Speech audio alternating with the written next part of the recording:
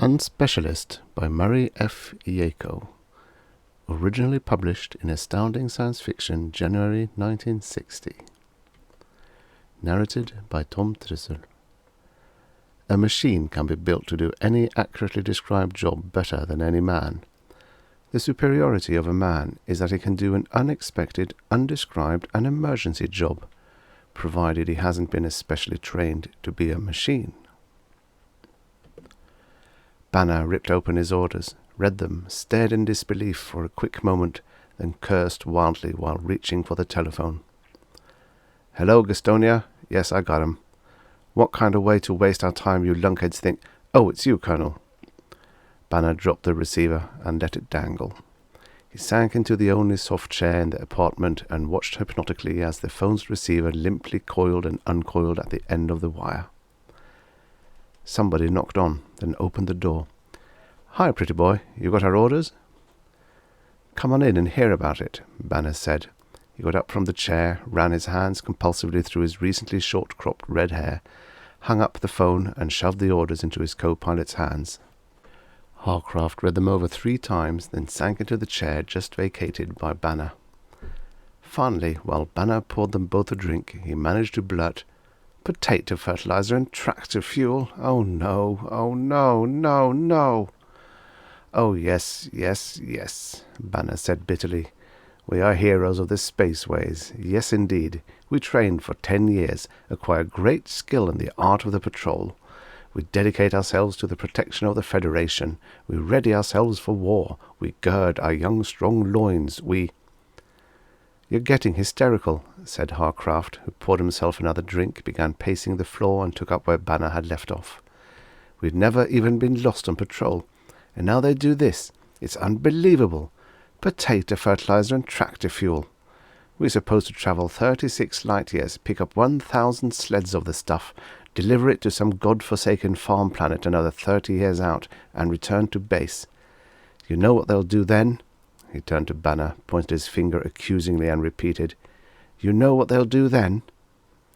"How should I know?" said Banner, glumly staring into his drink.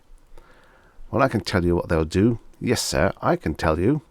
Harcraft's pudgy face and oversized brown eyes seemed to melt into each other, giving him the appearance of an angry, if not very bright, chimpanzee. "Okay, what'll they do?" Banner said. "They'll give us medals. That's what they'll do. For safe delivery of 1,000,000 tons of tractor fuel, you 2 fine specimens of manhood are hereby presented with the Order of the Oil. And for your courageous service in delivering 2,000,000 tons of potato fertilizer, you are also awarded the shield of—" "Never mind," Banner said. "It could be worse. They could have saddled us with a bean brain. Come on, let's go to some bar and get sober. We're leaving for flight duty at 1700. The bean brain met them at the airlock. "Name is Arnold. Here's my orders." Banner stared at Harcraft. Harcraft stared at Arnold. "Get inside," said Banner. The bean brain smiled. Could you sort of lead the way? I've never been inside a ship before. If you got some kind of can, it would save a mess. I'd probably vomit a while." They stopped calling him Bean Brain 3 days later. He was still sick, miserably space sick, and neither Banner nor Harcraft had the heart to keep needling him. On the 4th day, he managed to get up and around. They ate their first meal together that day. "Let's get something straight right off the bat," Banner said. "Neither Harcraft nor I got anything against you except prejudice. That right, Harcraft?" "Right," Harcraft said. "In short," continued Banner, between puffs on a cigarette, "all we know is what we've heard." "And that's not good," said Harcraft.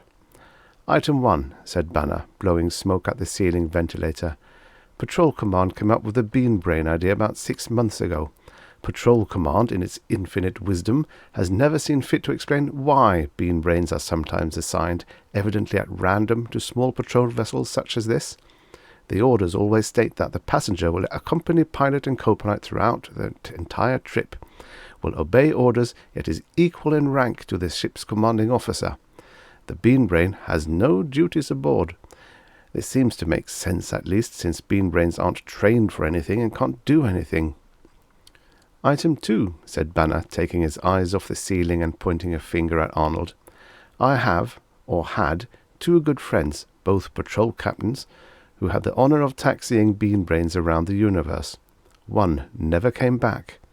The other, Captain Slatkin, came back and got a big medal for reasons he'll never talk about. And Slatkin liked to brag, said Harcraft knowingly. Arnold stood up slowly. He was a small man, but as he looked up at the ship's pilot and co-pilot, he gave both the impression of height and strength.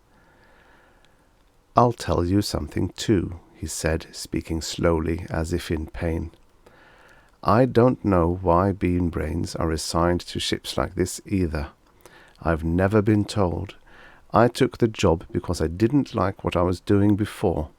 I've never had any real training, and this seemed like a chance to do something that sounded like fun. Like I said, I've never been told anything.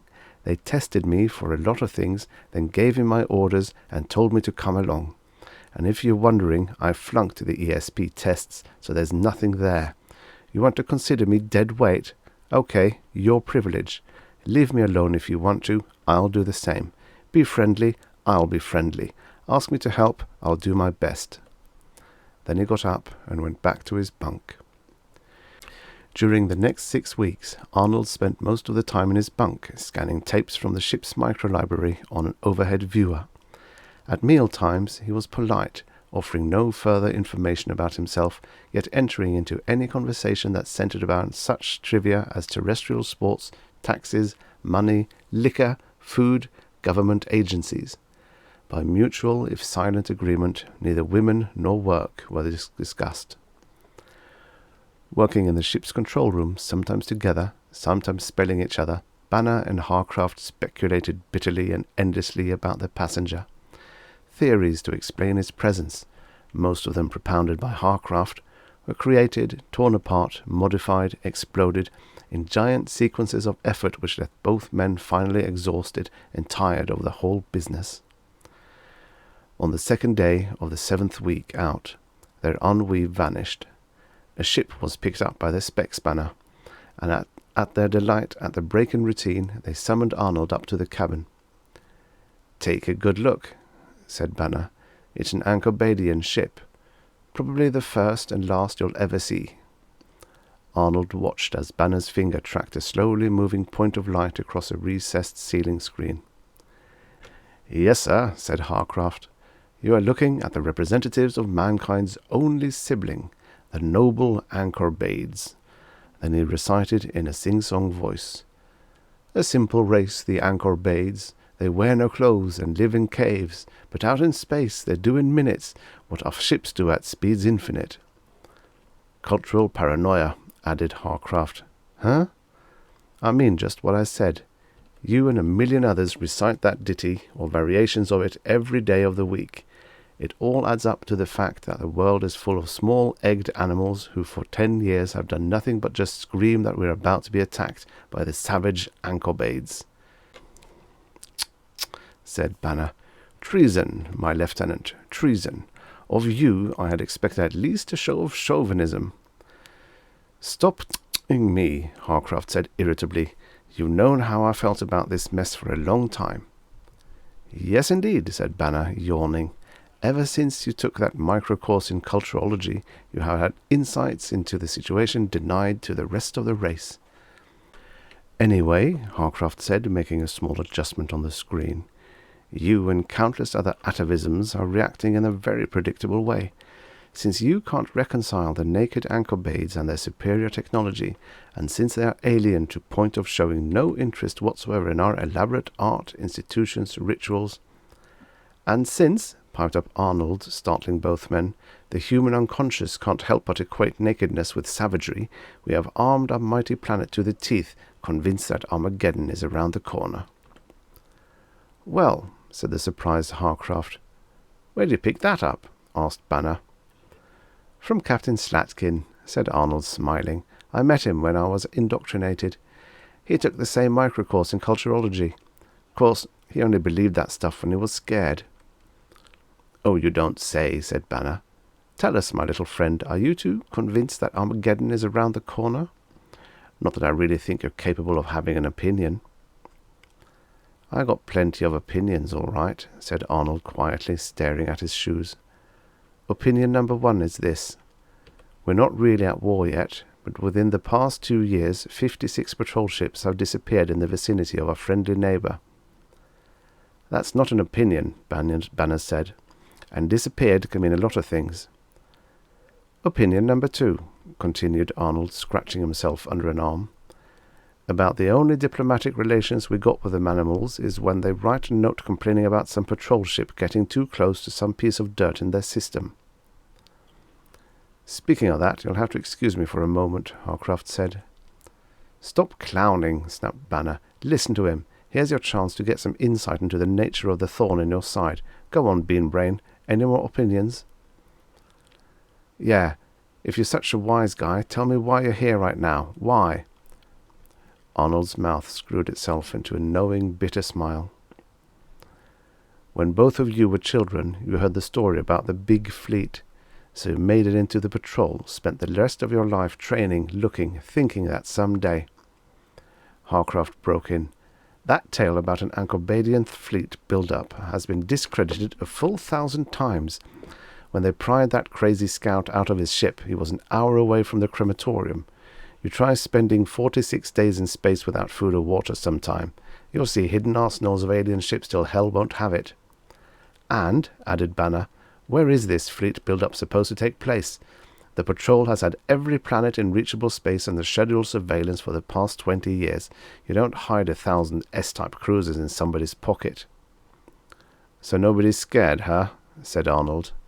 "So the entire Space Command has been playing footsie all over the galaxy for 20 years looking for 1,000 ships that aren't there in the first place, huh?" "Routine surveillance," said Harcraft. 1,000 ships, said Arnold, slapping his sweating forehead. "They'll burn through our defense system like—" "You're a paranoid rabble-rouser," said Banner lightly. "We got work to do up here. How about getting back to your bunk?" 2 days later, they made scheduled contact with a caravan of potato fertilizer and tractor fuel. 1,000 sleds, in tandem, were in proper orbit 200 miles above Cedar 2.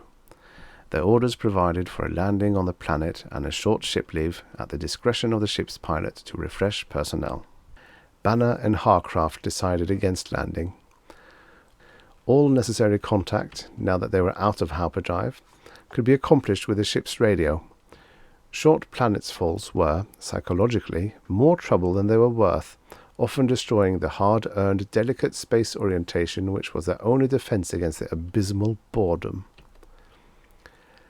"It's a dull place anyway," explained Harcraft to Arnold, who had come up to the control room. "It's a mining and processing settlement. Maybe 500 families altogether. Got a funny religion, too." What kind?" "Well," began Harcraft breezily, "sort of sacrificial, you might say. They believe in killing strangers who annoy their women." "A dull place," agreed Arnold, wiping his nose with his sleeve.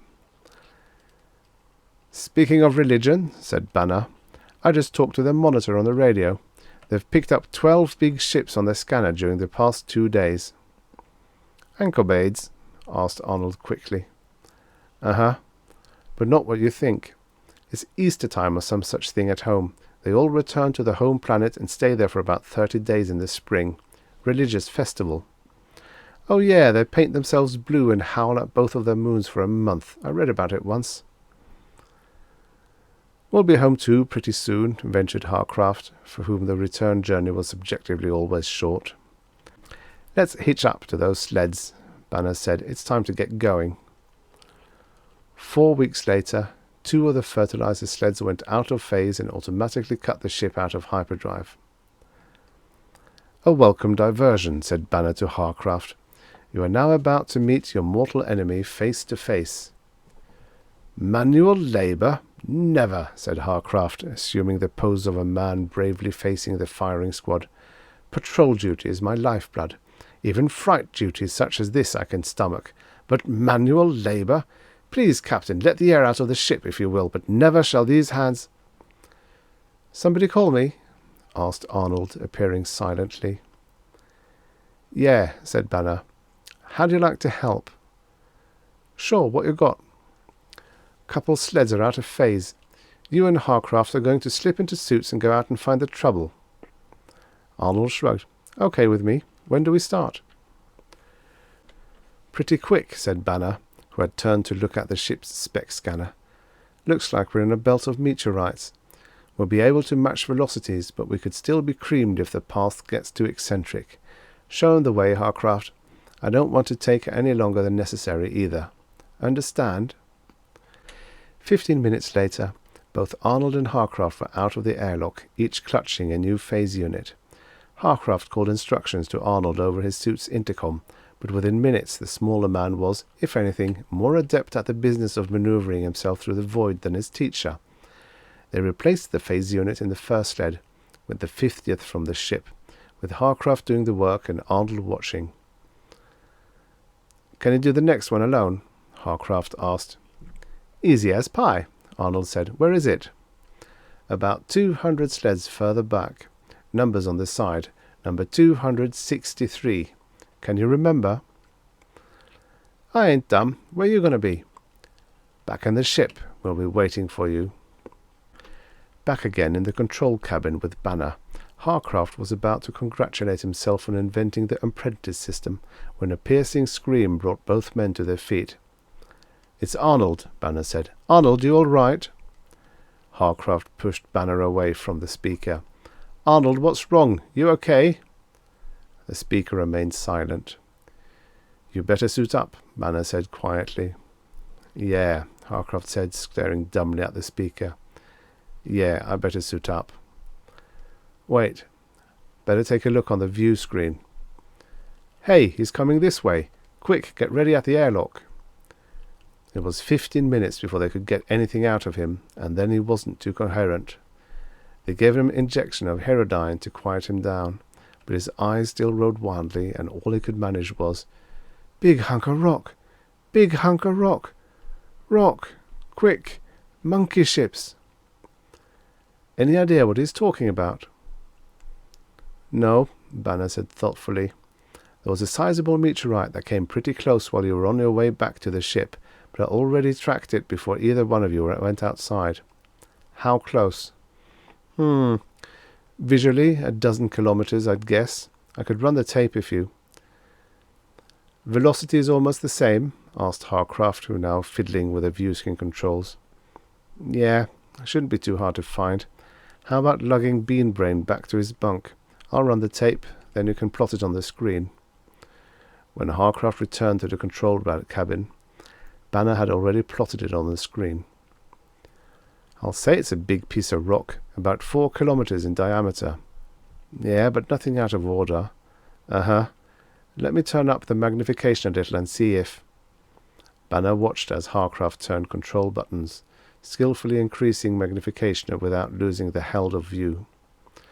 Suddenly, the object exploded into iridescence. Watch, Harcraft said. He bumped the magnification as much as he dared. The Ancobadian fleet, said Banner between clenched teeth. They spent the next hour scanning the ship's micro-library for anything at all on Ancobadian religious practices. There was nothing. Arnold awoke in another hour and seemed remarkably free of hysteria. What do you know about our friend's religious holiday? Asked Banner. We checked the library without any luck. Arnold scratched the side of his face. Let me think. Yeah, I remember. They go home to celebrate spring, like you said. They all go home? Uh-huh, they got to. Only time they can mate. Only place, too. How long they stay? I've heard it's about 1 of our months, but we have to know exactly. That's all I know. Read it someplace a long time ago. Can I go back to sleep now? Go back to sleep, said Banner. They spent the next 3 hours maneuvering carefully around the asteroid.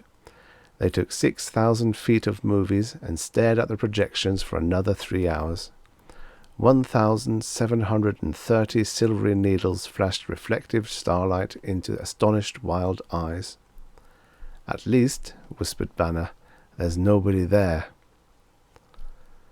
A lot of good that does us. They'll be back from their home planet in a few weeks, just as soon as the breeding season's over. Why should they leave anybody here? There's not a map in the galaxy that indicates the position of this piece of rock, and we haven't any weapons.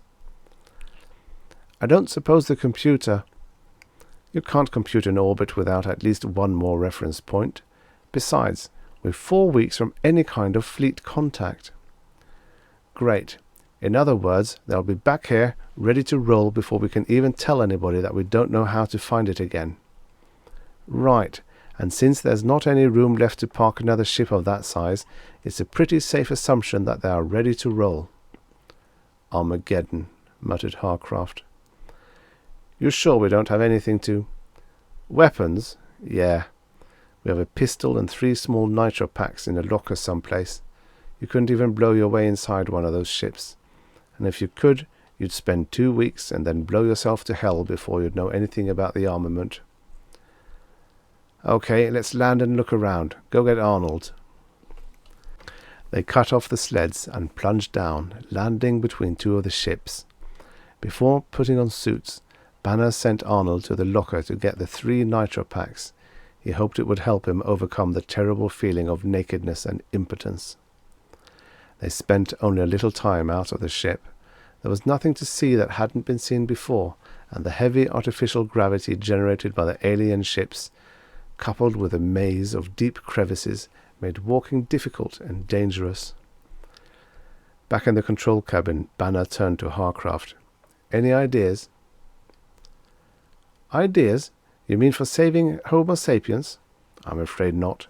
I simply do not feel up to saving 6 billion sentient organisms today. I feel... You're getting hysterical, said Banner, whose own tight, small voice was barely audible. I got an opinion, said Arnold. You guys stop crying for a minute and I'll tell you. It took him 5 minutes to explain the whole thing. When he was through, both Banner and Harcraft turned him down flat. Not a chance, said Banner. It would take a week to set the thing up and then it wouldn't work. Our best chance is a long one, but maybe we'll make it. We're 4 weeks away from any fleet contact with the only sensible course of action. That makes it a total of 8 weeks, with 4 weeks to get back here. That's 2 months, said Arnold. You think they're going to wait 2 months before they shove out of here? Maybe not, Banner said, but that's the only thing to do, and the sooner we get started the better the chances. Let's get going. You look here, Arnold began. No more opinions, Beanbrain. You're not entitled to an opinion. You think we should take your word for everything you told us. Tell me why. You said yourself you never had any training, so you're guessing and hoping. It would take a staff of 24 highly specialized technicians to even evaluate your idea, much less put it into action. Hell, man, face it. What do you know about geology, chemistry, mining? What do you know about anything? Arnold pointed a trembling finger at Banner. Look, I told you that I know rock. I know plenty of gardening too. I give you guys a chance to say okay. You still say no? Have it your way, but we'll do it my way. Both Banner and Harcraft found themselves staring into the barrel of the ship's only weapon. Harcraft recovered from his astonishment quicker than Banner. Okay, Beanbrain, have it your way. Quickly, casually, he started for the cabin door. Then with such speed that Banner hardly saw the movement, he chopped down viciously toward Arnold's wrist with the edge of his hand. Harcraft recovered consciousness a half-hour later. Don't try that again, little boy, said Arnold with unconcealed hatred. I'll give you another 30 minutes to catch your breath. Then we all go to work. It took 10 days instead of 7. Under Arnold's close supervision, they made the ship perform like a tractor, an air hammer, a foundation borer, and an angle dozer. Once, when they told him that some particular maneuver couldn't be done, he took the controls himself and came so close to killing them all that Banner, out of sheer terror, took over and made it do the things Arnold decreed necessary. Finally, it was finished. 2 million tons of potato fertilizer, 1 million tons of tractor fuel, combined into a slimy pulp, lay jammed into the largest crevice on the asteroid. A few hours later, they were 1,000 miles out in space. Now? Asked Banner. Now, said Arnold. With the view screen at maximum magnification, they watched as the asteroid blew itself into 1,000 million pieces. In the control cabin, a short week away from fleet contact, Banner was still gloating over the movies. Look at these, before and after. How many medals do you think we can carry on our strong manly chests? I really couldn't care less, answered Harcraft. While you've been sitting there enriching your fantasy life, I've solved the mystery of mysteries. Out with it. Okay. While our little friend has been lying on his bunk ruining his beady eyes on the microviewer, I've been asking myself significant questions. Question number 1. What kind of person does it take to survive the inactivity and boredom of 3, 4, maybe 6 months in a space can like this? Answer. It takes a highly trained and conditioned person such as yours truly or yourself. Arnold is obviously not such a person. Obviously. Question number 2. Under what circumstances can a person as obviously intelligent as Arnold manage not to become a highly specialized member of society? And last, what kind of person can be so revoltingly unspecialized as to know with fanatical certainty that the main ingredient of a good potato fertilizer is ammonium nitrate? That such a substance is rather ineffective as an explosive unless you mix it with a good oxidizable material, such as diesel fuel. That a 4 square mile chunk of rock is brittle. And don't forget to add another nice facet, that he is a lot cleverer in the manly art of self-defense than you'll ever be. I acknowledge my humiliation, and at the same time repeat my question. What kind of person can be so unspecialized and at the same time so miserably competent? I give up. Do you really know the answer? I know this. I know that whoever he is, it makes good sense to send somebody like him along with 2 over-specialized robots like us. Look at us. You couldn't pull a cotter pin without a pair of pliers if you knew what a cotter pin was. As for myself, if I'd have gotten that gun away from Arnold, I'm not even sure I'd have known how to fire it. Which still doesn't answer any questions. There are still 100 places on our primitive homeland that provide the answer, said Harcraft thoughtfully. Places where men spend half the year working with vegetables and fertilizer, and the other half breaking rock with a sledgehammer. Yes. And there's probably no better place than a cell to train for the isolation of space. It also explains a certain familiarity with makeshift explosive and weapons. And, Brother Beanbrain, summed up Harcraft wistfully, what better place in the universe to find asylum from specialization?